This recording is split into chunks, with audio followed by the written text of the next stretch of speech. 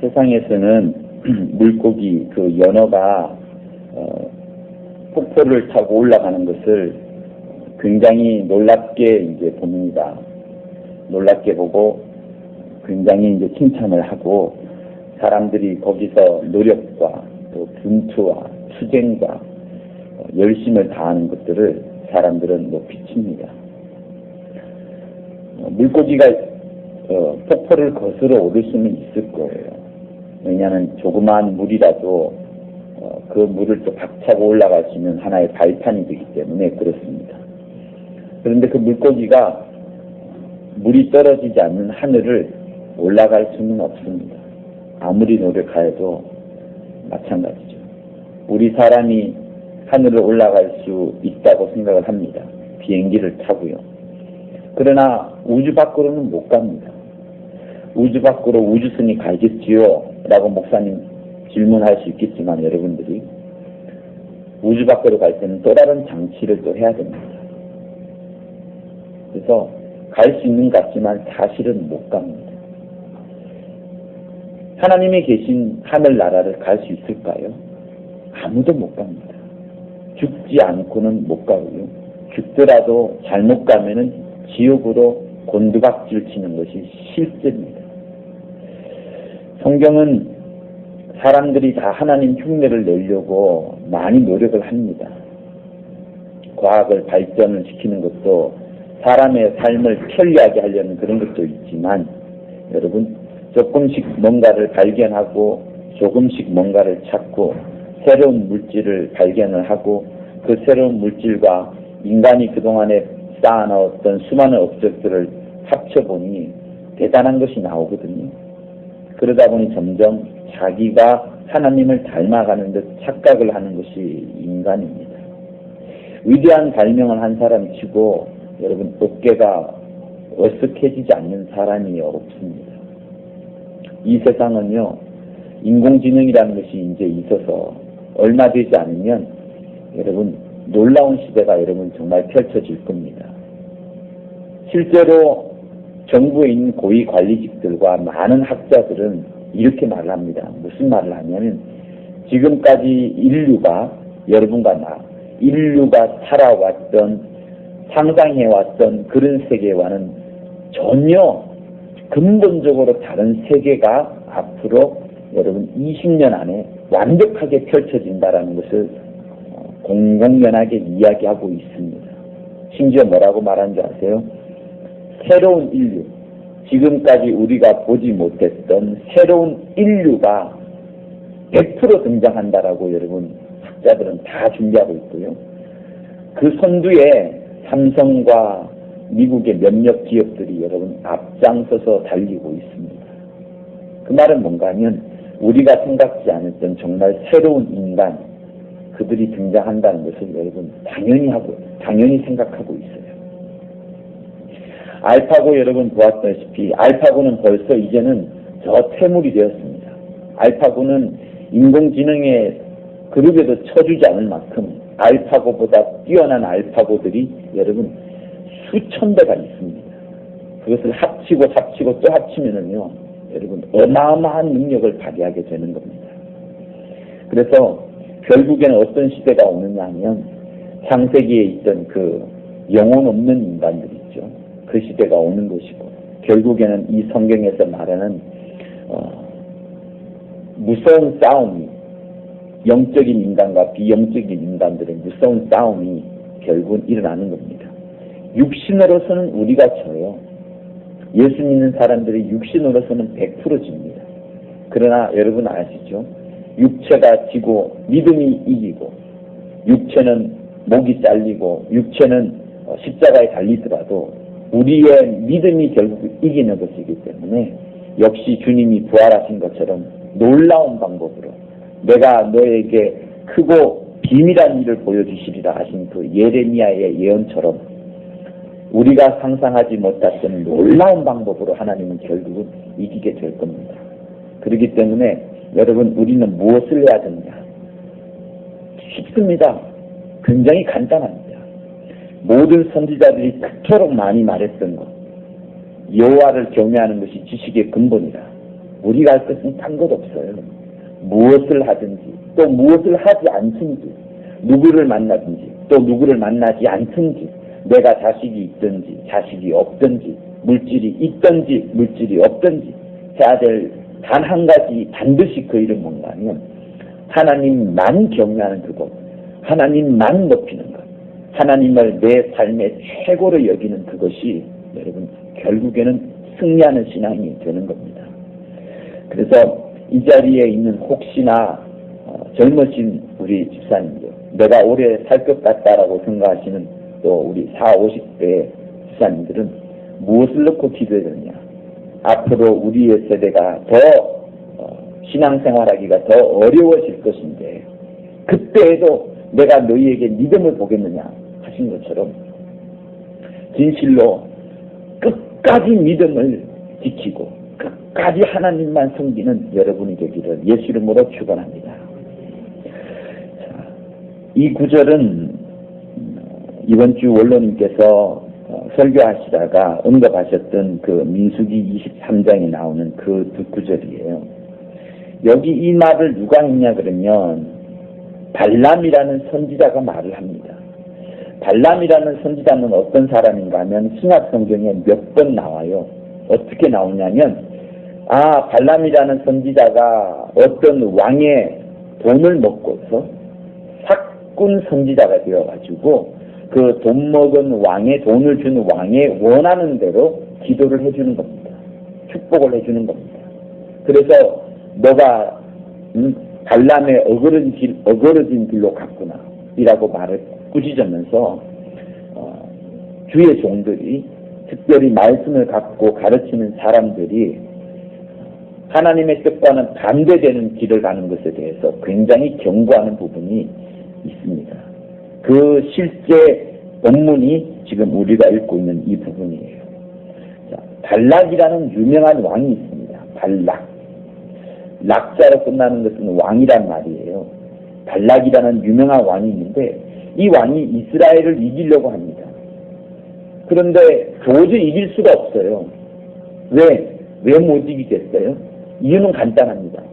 이스라엘을 하나님이 축복해버린 거예요. 이미 하나님께서 이스라엘을 축복해버렸기 때문에 어떠한 누가 온다 할지라도 그 축복을 저주로 돌이킬 수가 없는 겁니다. 그런데 발람이 생각을 해보니 발람은 그런 사정을 모르죠. 찾고 사람들한테 시켜보니 왕이요. 저기 발람이라는 유명한 선지자가 있습니다. 그는 기도가 굉장히 많이 하는 사람이라 아마 엘리야보다 더 많이 능력이 있었을 것 같아요.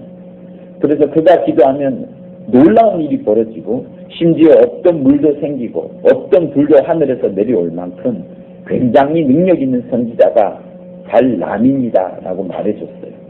그러자 발락 왕이 발람에게 돈을 어마어마하게 보냅니다. 돈 보내고 또 보내고 또 보내죠. 그러면서 부탁을 해요. 당신이 제사를 드리면서 저 민족, 이스라엘 민족을 저주해 주세요. 그러면 됩니다. 라고 이제 말을 합니다. 그런데 발람이 알죠. 이미 하나님께서 이스라엘 백성을 축복을 내린 것을 이미 알고 있습니다. 그래서 자기가 저주하려고 해도 입에서 저주의 말이 나오지 않아요. 그것이 성경책에 자주 나옵니다. 22장부터 나와요. 22장에 이제 22장 여러분이 한 장 합쳐보면은 12절이 있습니다. 22장 12절을 한번 보세요. 22장 12절에 있는데 제가 읽어보면 하나님이 발람에게 이르시되 너는 그들과 함께 가지도 말고 그 백성을 저주하지도 말라. 그들은 복을 받은 자니라. 이렇게 말을 합니다. 발락은 6절에서 이렇게 부탁을 해요. 이 백성을 저주해 달라. 내가 혹 쳐서 이기어 이 땅에서 몰아낼 것이다.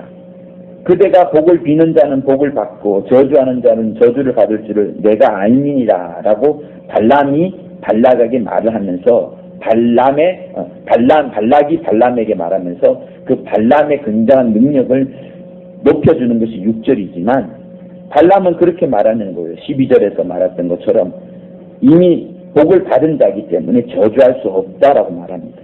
그럼에도 불구하고 여러분, 발람은 마음이 동하는 거예요. 왜? 돈을 먹었으니까. 돈을 받았으니까. 돈이 무서운 겁니다.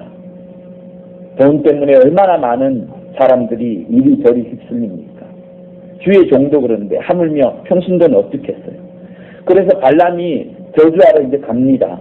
가다 보니 여러분이 잘 알고 있는 그 나귀가 말하는 장면이 있잖아요. 아시죠? 나귀가 말하는 장면이 22장 21절 그 후반부에 나오게 되고 나귀가 발람에게 막 말을 하는 장면이 나옵니다. 그래서 발람은 가는 거예요.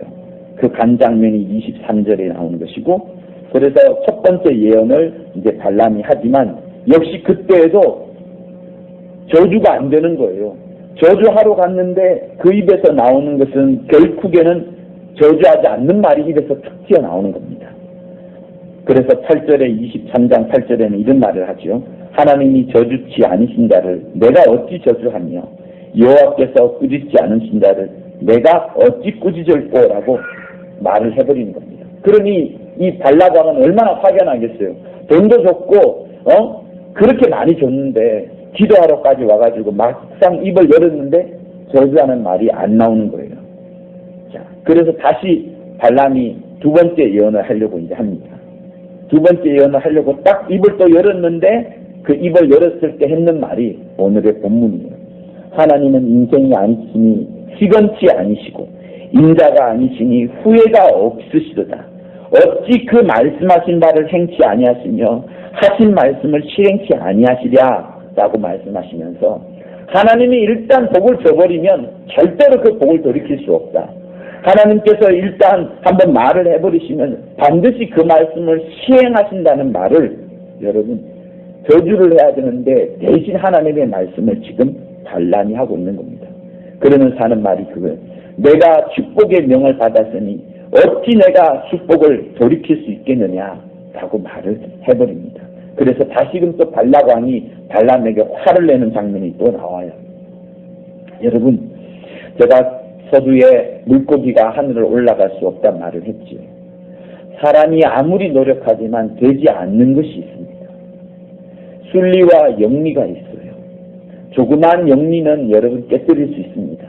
그러나 너무 막강한 영리는 결코 여러분 하나님 앞에 반드시 심판을 받게 됩니다. 이 세상은요, 여러분이 생각하는 그 이상으로 순리로 흘러갑니다. 해가 뜨면 눈을 뜨는 것이고, 해가 지면은 시간이 흘러서 당연히 잠이 오는 겁니다. 잠을 이기려고 아무리 노력하지만 결국에 새벽닭이 울면은 다시 잠자리에 드는 것이 게으른 사람의 육체를 이기지 못하는 그 순리 때문에 그렇습니다. 여러분, 하나님은 이미 저 하늘에서 우리에게 수많은 축복을 내려주고 있습니다. 예수 믿는 여러분들에게 어마어마한 축복과 어마어마한 사랑을 누리고 있어요. 그것을 진실로 믿는 여러분들은 할렐루야 하시기 바랍니다. 할렐루야. 그래서 주님이 그런 말씀을 하신 거예요. 로마서 8장에 누가 하나님의 사랑에서 너희를 끊을 수 있겠느냐? 핍박이 너희를 끊을 수 있겠느냐? 공고가 너희를 끊을 수 있겠느냐? 어떠한 것도 하나님의 사랑에서 너희를 끊을 수 있는 것은 하나도 없다. 누가 정죄를 하겠느냐? 하나님이 택하신 자들을 누가 송사하겠느냐? 환난이냐, 공고나 핍박이냐, 기근이냐, 적신이냐, 위험이냐, 칼이랴. 아무것도 하나님의 사랑에서 끊을 수 없다. 사망도, 천사도, 권세자들도, 현재 일어난 일이나 장래 일이나 어떠한 것이라도 어떤 피조물이라도 우리를 우리 주 그리스도 예수 안에 있는 하나님의 사랑에서 끊을 수 없다라고 했습니다. 여러분만 가만히 있는다 하면 어느 누구도 어떠한 존재도 여러분을 하나님이 주시는 축복에 여러분을 그 축복으로부터 그 사랑으로부터 여러분을 끊을 수 있는 자는 아무도 없습니다. 그런데 단 한 가지 끊을 수 있는 게 있어요. 그게 뭐냐? 그 사실을 원수가 잘 알고 있습니다. 우리 눈에 보이지 않는 영적인 존재인 원수는 그 사실을 잘 알고 있어요. 로마서 8장을 잘 알고 있습니다. 내가 이들을 힘으로 절대로 꺾을 수 없다. 내가 이들을 세상에 어떤 피조물을 가져온다 할지라도 이들을 하나님의 사랑에서 끊을 수 없다. 외부의 어떠한 공격으로도 이들과 하나님의 사랑을 절대로 끊을 수 없다. 하나님이 주시는 축복과 그 받을 축복의 대상인 백성, 이 하나님의 자녀들을 결코 끊을 수 없다라는 것을 잘 알고 있습니다. 그런데 한 가지가 끊겨져요. 뭐냐? 여러분의 의지에 달려 있습니다. 로마서 8장에는 여러분의 의지가 있지 않아요. 내가 포기하면 여러분 끊어지는 겁니다. 그래서 원수가 무엇을 하느냐 하면 우리에게 힘으로 공격하지 않고 계략을 쓰는 거예요. 괴계를 꾸미는 겁니다. 하나님에 대해서 부정적인 소식, 하나님에 대해서 좋지 않은 소식, 성경에 이렇게 틀린 게 많지 않느냐, 성경에 이렇게 앞뒤가 맞지 않는 게 맞지 않느냐, 성경 봐봐라 얼마나 시시비비 따질 것이 얼마나 많으냐, 너 이거 진짜 옳다고 생각하느냐, 이게 말이 되느냐, 이게 해석이 되느냐, 이게 납득이 되느냐 하면서 우리에게 수많은 속일 수 있는 제공거리를 안겨줍니다. 그러면서 점점 우리의 의지가 무너지도록 만들지요. 우울증 환자가 왜 무섭습니까? 왜 그들이 자살합니까? 자기 자신에 대한 포기, 자기 의지에 대한 포기를 딱 가지면서 여러분 스스로 하나님의 사랑을, 스스로 하나님의 축복을 거부하는 거예요.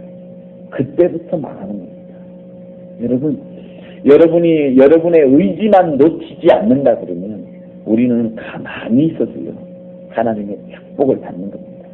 이미 예수께서 십자가에 달려서 돌아가 죽으시면서 그의 피를 우리에게 다 뿌려주시기 때문에 누구라 할지라도 그 믿음만 갖고 있으면 여러분 내가 삼풍백화점의 건물 속에 있어서 도무지 움직이지 못하는 그런 지경에 있다 할지라도 세월호에 갇혀서 조금 있으면 물이 차 죽을지도 모르는 그때에도 여러분 우리의 믿음은 누구도 빼앗아가지 못합니다. 좌절과 역경과 어려움 속에 있다 할지라도 우리의 믿음은 여러분만 포기하지 않으면 빼앗기지 않는 겁니다. 그래서 여러분의 의지 또 그 의지를 강하게 해주는 자기의 영혼, 이 영혼을 진실로 축복해야 되는 거예요.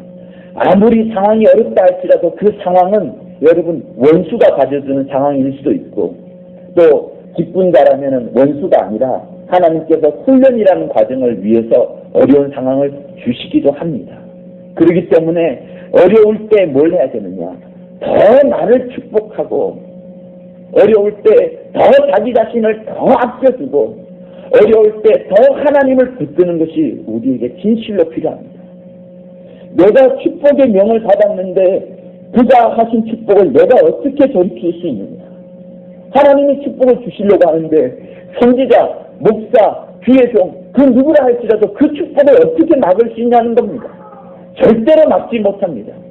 이 세상에 목사가 수천만 명이나 있다 할지라도 여러분 하나님께서 여러분에게 복을 부어주시기로 작정한 이상 그 복은 끊겨지지 않는 거예요. 그래서 여러분 어려울 때 더 자신을 축복하고 힘들 때 그 속에서 하나님의 어떤 열쇠가 있다는 것을 발견할 때까지 여러분 잠잠히 찾아보세요. 그러면 하나님의 놀라운 축복과 놀라운 응답을 여러분이 발견할 수 있게 된 겁니다. 하나님은 인생이 아니십니다. 결코 자기가 했던 말을 덮어버리거나 자기가 했던 말을 돌이키거나 그렇게 하지 아니하시고 심지어 후회도 아니하시고 그 말씀하신 바를 영원히 행하신다라는 말씀을 하고 계십니다. 자, 제가 이 말씀을 여러분에게 하면서 한 가지 언급해드리고 싶은 게 있어요. 그게 뭔가 하면 원수가 계속해서 여러분을 공격한다라고 했죠. 여러분의 의지를 끊임없이 깎아내리려고 여러분 스스로 무너지도록 원수는 괴략을 쓰고 있습니다. 그 중에 한 가지 괴략이 이 시대에 굉장히 휩쓸고 있어요. 저는 창세기를 보면서 창세기가 뭡니까? 세상을 창조한 기사 이렇게 요약할 수 있겠어요. 창세기. 그런데 창세기는 사실상 세상을 창조한 것과 큰 관련이 없습니다. 그것이 무슨 말인가 하면 잘 들어보세요. 하나님께서 하늘과 땅을 지은 것이 나와 무슨 상관이 있습니까? 라는 생각을 해보게 되었습니다. 그 말이 뭐냐? 세상을 지었기 때문에 내가 이곳에 살고 이곳에서 내 후손들이 앞으로도 살아가겠지요. 그러나 그 세상과 그 하늘과 땅은 사실 나와 깊은 관련은 없습니다. 그래서 창세기에 나오는 그 수많은 하늘과 땅을 지어가는 여러 이야기들, 동물로 짓고 낮과 밤을 만들어가는 그것은 나와 상관이 없습니다. 사실 무엇이 나와 가장 큰 상관이 있느냐 하면 창세기 3장부터예요. 창세기 2장에도 사람에 대한 구절이 나옵니다만 사람이 어떻게 하나님 앞에서 어떤 결과를 짓게 되었고 그 인간이 어떻게 살아오게 되고 앞으로도 어떻게 살 것이라는 그 센터지 창세기 3장에 잘 나옵니다. 그래서 창세기는 사실 하늘과 땅을 만든 그 이야기보다는 처음부터 인간이 어떻게 타락해 해왔고 죄가 어디서부터 시작하였고 무엇이 죄인가서부터 시작하는 것이 창세기입니다. 그렇다면 다시 한번 보면 이거예요. 인류의 역사 시작 자체가 여러분 우리가 모르는 어떤 공허한 어떤 세계로부터 지어진 것이 아니고 이것도 아니고 저것도 아니고 그것이 아니라 처음부터 여러분 인간이 등장하는 처음부터 무엇을 합니까? 죄를 짓고 있어요. 인간이 등장하는 처음부터 창세기부터 죄를 짓는다는 말은 무슨 말인가 하면 인류는 예수가 없이는 하나님이 없이는 하나님의 축복과 사랑이 없이는 계속해서 죄를 지을 수밖에 없다는 것을 말해줍니다. 그러면 다시 한번 깨닫게 되죠. 하늘과 땅 지은 거 나와 아무런 상관이 없습니다. 아담과 하와가 어떻게 해서 타락했는가를 자세히 보고 골똘하게 보고 아담과 하와가 무엇 때문에 타락했는가를 면밀하게 보고 다시금 타산지석 남의 산에 있는 돌을 보고 내가 마음을 끔찍하면서 돌이킨다는 말이 있잖아요. 아담과 하와가 무엇을 잘못했는가를 보고서 우리의 마음을 다시 돌이키는 자기 영혼을 바라보는 것이 중요하다는 것을 다시 한번 확인하게 됩니다. 그래서 창세기는 하늘과 땅이 창세기는 천지를 지은 것이 중요하지 않습니다. 인간이 어떻게 타락했느냐 또 내가 얼마나 그렇게 타락할 가능성이 크냐를 보여주는 것이 창세기예요. 그렇게 딱 관점을 갖다 보니 여러분 놀라운 것을 발견합니다. 창세기 3장에 어떻게 돼요? 인간이 탐욕을 가집니다. 뱀의 꾀임을 받고 나서 무엇이 되려고 해요? 하와의 죄가 있습니다. 하와의 죄 시몬이 잘 정의하지 않았습니까? 하나님처럼 되려 했죠. 유일신을 섬기라는 그 10계명의 계명 유일신 사상을 어기게 되죠. 피조물 아니겠어요? 피조물을 형상화합니다. 덮는 배필로 하나님이 지었습니다. 하와의 지위는 뭐예요? 자기 남편을 덮는 건데 그 덮는 지위에서 떠나서 자기 지위를 어긴 죄까지 있습니다. 수많은 죄가 하와의 죄 속에 들어있습니다. 그러면 여러분들은 어떻게 생각하나요? 저는 어떻게 생각해야 될까요? 하와의 죄가 이렇게 네 가지나 명명백백하게 있으니 그건 하와의 죄다라고 생각해야 되나요? 아닙니다. 창세기 3장을 보면서 나도 하와처럼 될 수 있다. 여러분 우리 많은 사람들이 얼마나 하나님처럼 되려 합니까? 자기 지위를 벗어나서 자기 남편, 자기 부인을 버리는 사람이 얼마나 이 세상에 많습니까? 하나님이 아닌 또 다른 피조물을 숭배하는 사람이 얼마나 많습니까? 돈을 숭배하는 이 세상이 아니겠어요? 그러니 여러분 이 현대에서 벌어지는 수많은 죄악거리들을 타고 올라가 보면 창세기에 나오는 거예요. 이미 인류는 처음부터 죄를 지어왔고 앞으로도 죄를 지어갈 것이고 그러기 때문에 완전 멸망인 겁니다. 죄인은 의인은 없나니 하나도 없다는 말이 딱 맞는 것처럼 예수가 없이는 하나님께서 하늘에서 뭔가를 주지 않으면은 연어가 결코 하늘에 올라가지 못하는 것처럼 하나님께서 동아줄을 내려주지 않으면 살 수가 없는 것이 인간이라는 것을 창세기는 말하고 있습니다. 창세기 3장만 그러한가요? 창세기 6장은 어떠한가요?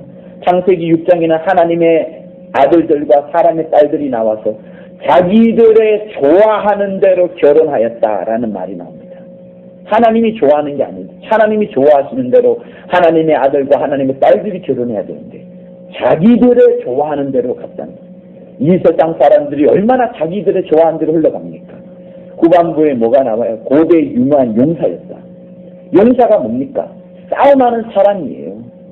고대 용사들이 무엇을 했습니까? 다 정복 전쟁을 일으키고 싸우고 피 흘리고 전쟁 일으키고 다 빼앗고 가져가 버리고 경쟁에서 탈취해버리고 그래서 최고다 이렇게 말하지만 세계사는 그렇게 멋지게 장식을 하겠지만 여러분 하나님이 누르면 너 피 흘렸잖아. 또 피 흘렸잖아. 이 민족 완전히 없애버렸잖아. 이 민족 죽였잖아. 그리고 나서 너가 영웅이라 말하느냐? 웃기지 마라. 영웅이 아니다.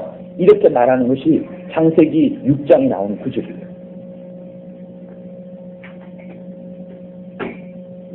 그리고 창세기 9장에 또 나옵니다. 창세기 9장에 뭐가 나와요? 노아의 홍수가 지난 다음에 노아의 아들들이 함이 범죄하는 장면이 나옵니다. 그건 조금 이따 이야기하고요. 거기서 조금 더 지나가면 창세기 11장이 나옵니다. 바벨탑.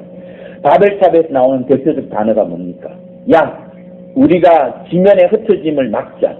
그리고 우리가 우리의 이름을 더 날리자. 라는 두 단어가 성경책에 나옵니다. 자기의 명예를 보호하는 거예요. 자기의 아성을 쌓는 거예요. 자기의 명성을 쌓아갑니다. 바벨탑을 쌓아가면서 우리 흩어지지 말자. 끝까지 하나님께 닿는 그 모습.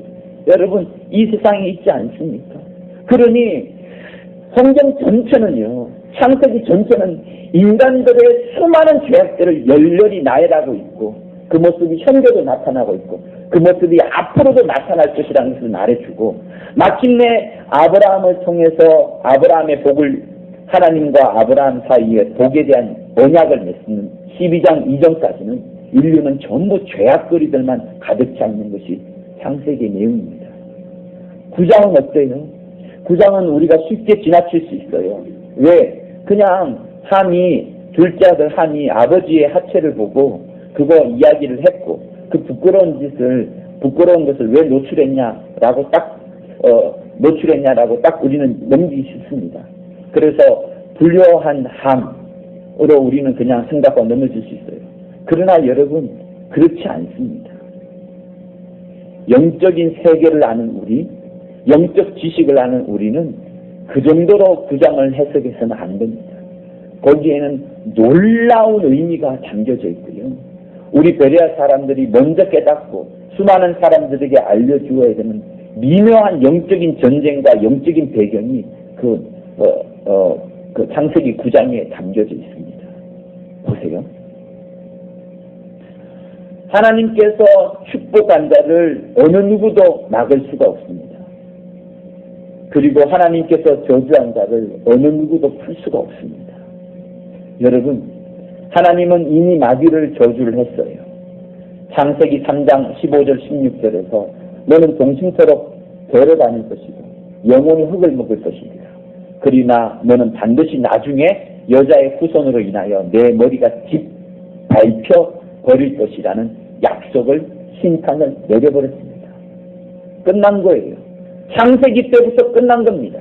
다만 우리가 썩고 있고 모를 뿐이고 원수가 우리를 썩일 뿐이지 이미 끝난 게임이에요.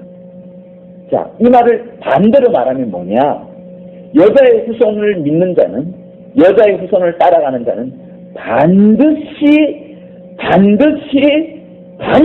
이길 것이다라는 약속이 이미 창세기 때에 우리는 진 것 같았지만 이미 이겼다는 소식을 하나님이 말씀하시고 그때부터 시작하는 거예요.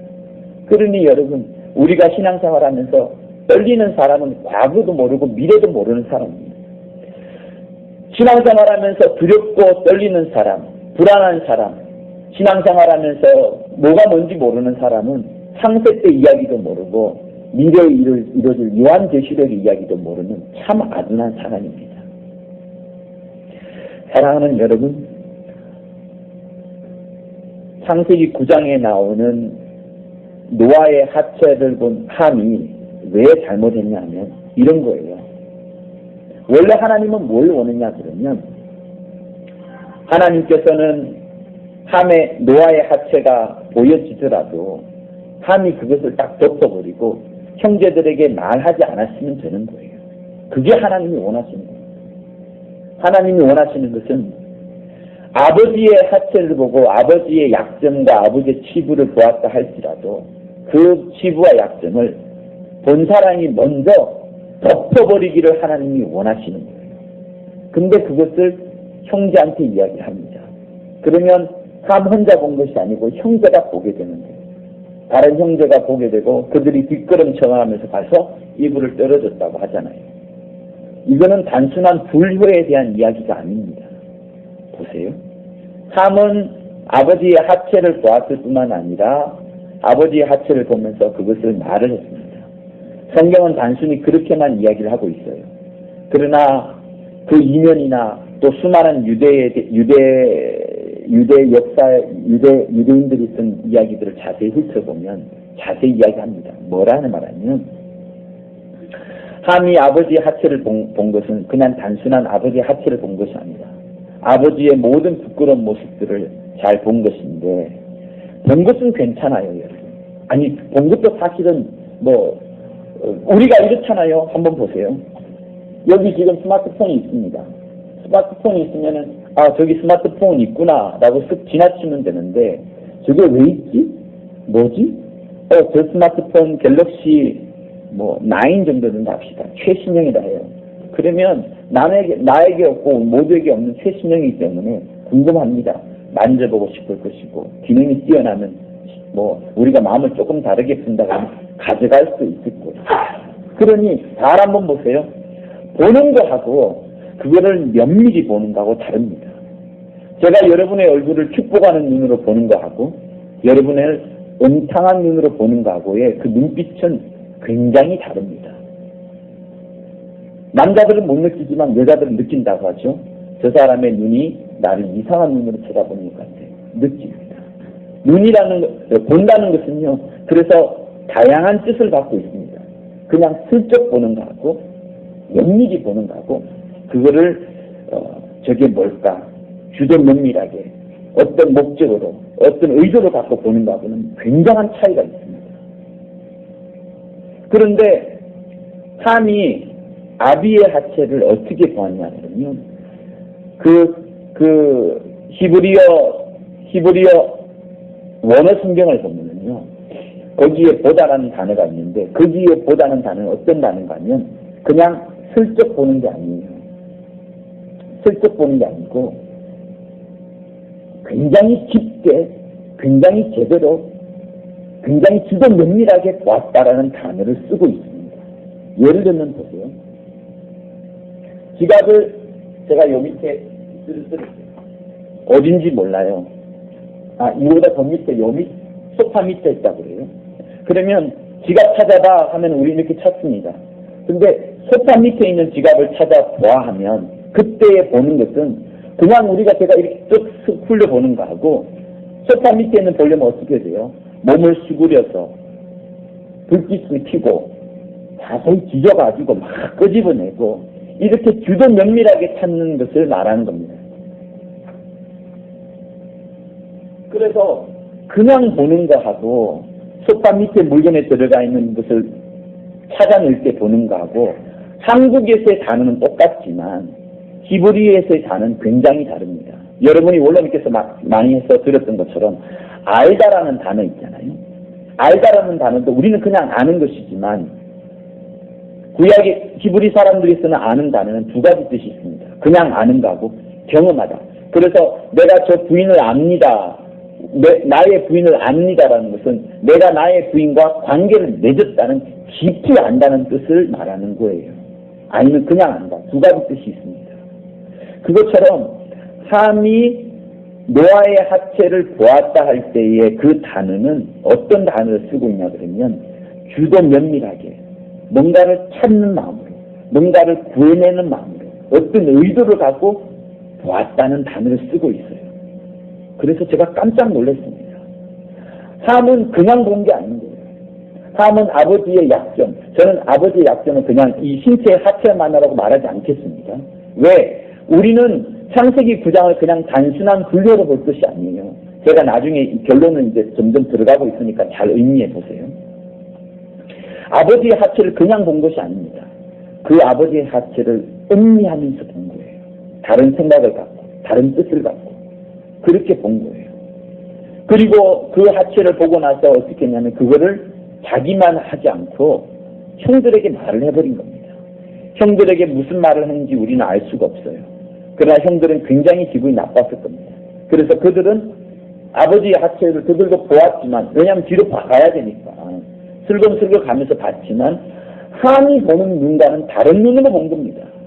같이 보다지만은, 같이 봤지만은 형들과 동생, 함은 둘째예요. 함은 둘째예요. 생함 야벳 둘째입니다. 둘째는 귀도 면밀하게 음미하면서 찾듯이 아비의 하체를 본 거고, 형과 맨 마지막 동생은 그냥 본 것이에요. 슬쩍 본 거고 슬쩍 보면서 덮어준 겁니다. 여러분, 주도 면밀하게 음미하듯이 바라볼다 할 때 그 단어가 또 어디에 나오는가 하면 잘 들어보세요. 창세기 3장에 하와가 선악과를 볼 때에 눈빛이 그랬다라고 말합니다. 그러니 과거에는 하나님께서 생명나무와 선악과를 그냥 있구나, 동상 중앙에 있구나라고 봤어요. 그때 볼 때는 그런 단어를 쓰지 않았습니다. 그런데 마귀가 그들을 깨고 나서부터 그때 보니 보암직스럽고 참스럽고 먹음직스러울 때 그때보다는 어떤 단어를 쓰냐면 함이 아버지의 하체를 볼 때 그 눈빛, 뭔가를 음미하는 눈빛, 뭔가를 찾으려는 눈빛, 또 그것을 보면서 나름대로 수많은 상상을 하고 또 상상을 하고 여러 생각을 하는 그 눈빛으로 본 거예요. 그러니 여러분 상상이 되죠. 하와가 선악과를 보니까 계속 생각하는 거예요. 뭘 생각하냐면 하나님의 말씀을 잊어버린 겁니다. 선악과 너는 볼 필요도 없고 먹을 필요도 없고 정령 먹으면 죽으리라 하는 말씀은 잊어버리고 뱀의 생각만 계속 나는 겁니다. 보면 볼수록 계속해서 뱀의 생각만 나는 거예요. 뱀이 했던 말. 그러니 그때에 보는 그 보다는 단어가 수많은 상상을 불러일으킨 거예요. 저거 먹으면 하나님처럼 될 거야 아마. 저거 먹으면 내 눈이 밝아질 거야. 저거 먹으면 뱀보다 더 큰 지혜를 가질 거야. 자기 머릿속에 수많은 상상을 하면서 그 보다라는 동작을 지금 하고 있는 거예요. 마찬가지로 함도 그와 똑같은 눈빛으로 자기 아비의 하체를 보고 있는 겁니다. 그러니 여러분 어떻게 했어요? 나도 내 자식의 하체 볼 수 있어요. 목욕하면서. 그러나 어른의 하체 얼마나 보기 싫습니까? 제가 어릴 때 부모 것만 봐도 제가 기분 나쁜데. 그런데 함은 그러지 않았다는 거예요. 그런데 한번 보세요.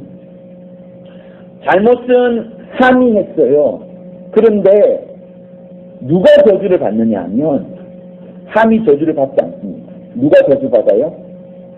가나안이 저주받아요. 함에게는 4명의 자식이 있습니다. 9장이 아니라 10장 4절에 보면 함에는 4명의 자식이 있어요. 그 중에 맨 마지막 아들이 가나안이에요. 노아가 누구를 저주하느냐? 노아 할아버지가 누구를 저주하냐면 말세 아들인 넷째인 가나안을 저주합니다. 아니 기왕 저주할 거면 잘못을 범한 함을 저주하지 왜 함을 저주하지 않고 또 나머지 세 아들은 저주하지 않고 왜 마지막 아들인 가나안만 저주했느냐라고 우리는 생각할 수 있을 거예요. 저도 그렇게 생각했습니다. 그리고 그 이유는 저는 모르겠어요. 정말로 모르겠어요. 제가 그때 살지 않았으니까. 그러나 한 가지 추측할 수 있습니다. 무엇을 추측할 수 있느냐? 성경에 보면은 가나안 족속이 나옵니다. 가나안의 후손이 나와요. 가나안의 후손들의 행태가 어땠느냐 하면 여러분 제일 먼저 등장하는 것이 가나안 족속이 어디 가냐 그러면 소돔과 고모라에 삽니다. 소돔과 고모라의 성적인 문란과 타락이 어마어마한 걸 여러분 아시죠? 동성애의 시작이 거기부터 시작을 합니다. 그들이 가증하고 그들이 사악했다는 것은 성경책에 계속해서 나옵니다. 그러니 가나안 족속들은 끊임없이 이스라엘을 괴롭히고 이스라엘에게 음란한 것을 제공해주고 바알을 숭배끔 하게 하고 돈을 숭배하고 온갖 더러운 것들을 다 행하는 족속이 가나안 족속이었어요. 그렇다면 여러분, 가나안 족속이 이렇게 살아왔었고 결국에는 그들이 여호수아로 통하여서 가나안 족속이 땅의 정복을 당하기도 합니다. 그리고 세계사에서도 가나안 민족들이 막 왕성하기도 하지만 결국에는 망해가는 그런 실제적인 세계사에도 나옵니다. 자, 그렇지만 그런데 가나안이 어땠다는 것은 실제로 가나안이 어땠다는 것은 우리는 알 수가 없어요. 노아의 저주를 받았던 가나안이 실제로 어땠다는 것은 알 수가 없지만 가나안이 노아로부터 저주를 받게 되고 그리고 가나안 족속들이 어떻게 살아왔는가를 성경을 자세히 살펴보면 그들의 행동은 굉장히 가증할 만큼 굉장히 사악할 만큼 옳지 않았습니다. 그러니 저는 이 모든 것들을 다시 역으로 올라가 보면 생각이 나는 거예요. 함의 눈빛이 자기 아버지의 하체를 보는 그 눈빛이 가나안이 본받았을 것이고 아니면 가나안이 먼저 보고 함에게 일러줬을 것이고 다시 함이 형제들에게 일러줬었겠구나 라고 생각할 수 있을 만큼 어쨌든 가나안의 그 눈빛이 함께 생각이 되는 거예요. 자, 여기서 여러분 우리는 두 가지의 중요한 사실을 배워야 됩니다. 뭔가 하면 우리가 어떤 누구의 잘못을 보잖아요. 누구의 연약함을 봅니다.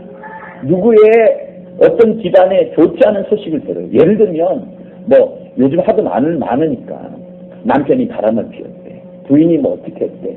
그 집안에 애가 어떻게 됐대. 불을 질렀대. 이런 여러 가지 우리가 듣습니다.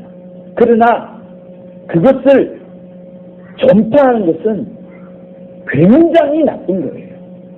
왜? 우리는 내가 이것을 전파한다고 해서 가나안처럼 당장에 저주를 받지는 않을 겁니다. 누가 저주하지 않을 거니까. 하나님의 자녀고 이미 복을 받은 자이기 때문에. 그러나 혹시나 만약에 말이에요. 어떤 그 사람이 억울해서 하나님 앞에 기도를 합니다. 너무너무 억울하다고 기도하는데 하나님께서 그의 기도를 덜어줘버리면 어떻게 되겠어요? 무서운 현상이 발생하는 겁니다. 그러니 원래 우리 예수 믿는 사람은 저주를 전달하는 사람이 아닙니다. 남의 나쁜 소식을 전달하는 통로가 아니에요. 우리는 복과 복음의 전달자가 예수 믿는 사람들이 해야 될 본분인 겁니다. 하나님께서 아브라함과 약속했던 것이 뭔가 하면 너는 복의 근원이 될 것이고 너로 하여금 모든 사람이 복을 받게 할 것이다 라고 말씀하시면서 누가 복을 받느냐? 복을 전달하는 자가 복을 받는다. 누가 복을 받느냐? 복된 소식을 전달하는 자가 복을 받는다 라고 하나님께서 딱 정해버렸어요. 여러분, 그것이 하나님의 일하시는 절대절명의 하나의 중요한 코드입니다. 복을 전달하는 자에게 내가 계속 복을 부어줄 것이고 그를 통하여서 모든 민족의 복이 흘러가게 할 것이라는 하나님의 절대 코드입니다. 그런데 그가 복을 전달하지 않고 저주를 전달한다면 그래, 니부터 먼저 저주 받아버려라. 너부터 먼저 하나님의 늪 속으로 들어가 버려라. 너부터 병을 안 가져가 버려라. 이렇게 버리면 어떻게 되겠어요? 그래서 우리는 함처럼 하면 안 되는 겁니다. 다른 사람의 아비의 하체를 딱 봤을 때 그것을 음미할 필요도 없어요. 그것을 보고 그거 어떻게 했겠구나. 이렇게 해서 그게 이렇게 생겼구나. 이렇게 했으니 이렇게 해서 돈을 벌었을 것이고 이렇게 해서 이렇게 딱 맞아 떨어지네. 이렇게 되는 것은 뭐냐? 아까 제가 이야기했죠. 히브리서에 나오는 그 함의 눈빛을 바라보다 그 보다의 의미가 똑같은 겁니다. 마치 선악과를 뱀의 깸을 받은 다음에 선악과를 바라보는 그 하와의 눈빛과 똑같은 겁니다. 우리는 그럴 필요 없어요. 누군가의 안 좋은 소식이 들려오는 게 어쩔 수 없잖아요. 그러나 털어버리는 거예요. 빨리 털어버리고 잊어버리는 거예요. 옛날에 그러지 않았습니까? 우리 조상들이 누군가 나쁜 이야기를 하면 시내가에 가가지고 귀를 3번 씻었다고. 귀 3번 씻는다고 그게 없어지나요? 안 없어집니다. 그러나 다시는 듣지 않겠다는 거예요. 그런 악한 말하는 사람과 말을 썩지 않겠다는 의지를 보여준 겁니다. 하나님은 여러분들에게 말씀하셔요. 너희들이 세상의 악한 소식과 더러운 소식과 가증하고 사악한 소식은 듣겠지만 그것을 들었을 때 빨리 잊어버려라. 잊어버리고 다시 생각하지 마라. 함처럼 또 하와처럼 보지 말고 응리하지 말고 주저면밀하게 관찰하지 말고 빨리 잊어버려라 라고 말하는 겁니다. 그런데 우리는 어떻게 해요? 세상 사람들은 어떻게 해요? 그것을 자기 나름대로 최대한 공부하고 그것을 여러분 퍼뜨립니다. 퍼뜨리다 못해 말로 퍼뜨리다 못해 글로 남기고 영상으로까지 찍습니다. 무서운 시대인 거예요. 제가 사실은 여러분에게 요즘 미국에서 일어나고 있는 10가지 굉장히 그 무서운 영적 전쟁에 대해서 읽어주려고 해왔는데 그럴 시간은 없을 것 같아요. 여러분 이 세상은요 뉴스와 매스미디어를 통해서 여러분의 신앙을 끊임없이 갉아내리고 있습니다. 뉴스? 여러분 좋아하죠? 왜? 뉴스 자체가 U에다가 S가 붙은 거 아니겠어요? 새로운 소식이란 겁니다. 그러나 솔로몬이 말했어요. 그 위대한 솔로몬, 이 세상에 가질 수 있는 모든 것을 가진 그 지혜는 지혜, 여자는 여자, 부면 부, 물질이란 물질, 자동차란 자동차, 차란 차, 모든 것을 가진 그가 막판에 한 말이 있습니다. 해 아래 새가 없다. 그동안에 새가 좋다고 새것이 좋다고 이것저것 찾아다녔지만 내가 이제 딱 가보니 해 아래 새가 없다. 다 똑같다. 결국은 다 똑같다. 하나님만 최고다. 다 헛방이다. 이런 말을 멋진 말을 남긴 겁니다. 그러니 여러분 우리는 그런 더러운 소식이 들려오면 들을 필요가 없어요. 그런 소식을 전할 필요도 없습니다. 그렇게 되면 어떻게 되느냐? 문제는 여기부터 시작하는 겁니다. 더 중요한 문제는 뭔가 하면요. 잘 들어보세요. 이게 중요한 건데 이걸 말하러 갔던 겁니다. 더 중요한 건 뭔가 하면 함이 그것을 보고 그것을 언니하면서 아들이 그것을 본받았는데 그 영향이 어디서 오느냐면 영적인 흐름이 있어요. 뭔가 하면 보세요. 노아의 홍수로 다 죽었습니다. 노아와 그의 아들들만 영적인 지식을 지금 갖고 있어요. 하와, 아담, 그 다음에 하나님에 대한 소식, 영적인 존재, 이 모든 소식, 창세기 3장 15절, 16절에 대한 심판의 소식 다 듣고 있는 게 노아만 듣고 있습니다. 그러니 노아가 없으면 누가 없느냐? 이 세상에 하나님의 신령한 소식을 전달해 줄 수 있는 사람이 아무도 없는 거예요. 그런데 함이 한 것이 뭔가 하면 노아를 공격합니다. 노아를 공격하면서 어떻게 되겠어요? 함의 입장을 듣는 사람은, 함의 이야기를 듣는 사람은 노아가 말해주는 모든 신령한 말들이 들려오지 않는 거예요. 노아가 해주는 그 신령한 말, 생명의 말, 축복의 말이 그 이후부터 들려오지 않는 겁니다. 그래서 무서운 겁니다. 함의 이야기를 듣는 순간 한 번 들으면 괜찮은데 그것을 음미하는 거예요. 야, 그랬구나. 함의 하체가 그랬어? 함의 하체가 그렇단 말이야? 음미하고 주동면밀하게 생각하고 그것을 또 허천해버리면 어떻게 되냐? 큰 문제가 생기는 겁니다. 노아를 통하여서 오는 그 신령한 성경의 영적인 권위, 부모의 권위를 말하는 것이 아닙니다, 여러분. 노아의 권위를 말하는 것이 아니에요. 노아의 입술을 통해서 흘러나오는 그 신령한 영적인 양식들, 영적인 그 수많은 스토리들을 순간에 막아버리는 겁니다. 그 순간에 막아버렸던 것이 누구냐? 여러분, 가나안입니다. 그래서 가나안은 하나님 반대로 사는 겁니다. 하나님이 어딨어? 나 마음껏 동성애 할 거야. 나 마음대로 살 거야. 여러분, 동성애가 뭡니까? 남자와 남자, 여자와 여자 그 관계 맺는 게 중요한 게 아닙니다. 그런 관계를 계속 맺으면 어떻게 되는지 아세요? 남자 이퀄 여자 이렇게 됩니다. 곧 이 세상에 있는 모든 권위가 무너지게 되는 것이고요. 이 세상에 있는 모든 옳고 그름이 없어지는 겁니다. 옳은 거 없어요. 다 치는 겁니다. 왜? 남녀가 무너지는데 태어나면 누구나 다 알 수 있을 법한 그 남녀의 그 관계를 모르도록 만드는 것이 동성애의 핵심입니다. 여러분, 우리는 무서운 시대에 살고 있고요. 앞으로 더 무서운 시대에 살게 될 겁니다. 여러분이 신앙생활을 가장 쉽게 하는 방법은 딱 한 가지예요. 다시 처음으로 돌아갑니다. 하나님께서 맞다는 것은 맞는 것이고 하나님께서 틀렸다는 것은 틀린 것이고 하나님께서 축복한 것이면 축복을 받는 것이고 하나님께서 저주한 것은 저주를 받는 겁니다. 함이 이미 셈, 함, 야벳을 노아와 함께 축복을 해버렸어요. 창세기 9장 1절에 축복을 이미 해버렸습니다. 그렇기 때문에 노아는 자기의 하체를 본 함을 저주할 수가 없는 거예요. 왜? 하나님이 축복해버렸기 때문에. 그래서 노아는 누구를 저주하느냐? 그의 아들 중에 가장 음란하고 가장 악하고 가장 자기의 하체를 잘 보았던 가나안을 저주해버린 겁니다. 그렇게 역사는 흘러가는 거예요. 여러분, 오늘 우리가 읽은 본문은 말합니다. 내가 축복의 명을 받았으니 그가 하신 축복을 내가 돌이킬 수 없도다. 여러분, 이 자리에 여러분은 하나님의 복을 받았습니다. 할렐루야! 나는 하나님의 복을 받았다. 우리 두 번 하겠습니다. 시작! 나는 하나님의 복을 받았다. 나는 하나님의 복을 받았다. 여러분, 모두가 복 받았어요. 여러분이 옆 사람을 저주할 수 없습니다. 저주해봐야 그 저주가 튕겨나옵니다. 화살을 잘못 쏘면 자기에게 돌아와요. 그럴 필요 없습니다. 축복만 해주세요. 내가 축복의 명을 받았으니 그가 하신 축복을 내가 돌이킬 수 없더라.